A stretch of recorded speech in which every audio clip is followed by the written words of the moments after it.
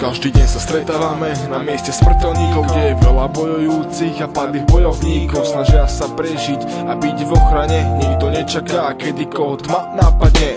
Nie každý si váži svoju chvíľu života a chce skoncovať s tým, že robil otroka. Nie každý má na výber, no verím, že sa dá zmeniť zo dňa na deň každá chybná sekunda. No stáva sa, že spravodlivosť padá mimo, vôbec netuším o akých hovorí sa činoch, preto trestám sa za moju nevinu, že som spáchal viacej dobra ako zločinu. Prečo práve ja musím ísť tam? Prosím, ešte o tom nesnívam. Prečo práve ja musím ísť k vám? Ešte je skoro a všetkým tu chýbam. Život sa zrazu končí a cesta začína. Tá cesta nemá koniec, na nej sa nevníma. Osud sa na prach zmení, ten prach sa rozplýva.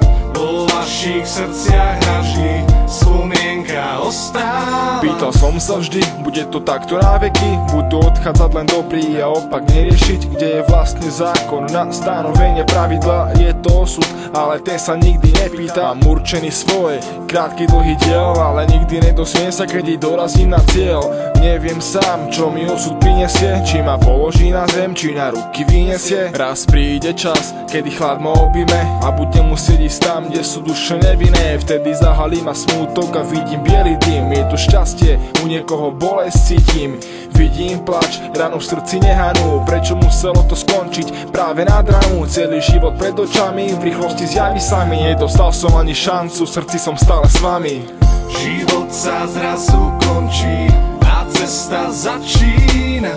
Tá cesta nemá koniec, na nej sa nevníma. Osud sa na prach zmení, ten prach sa rozplýva.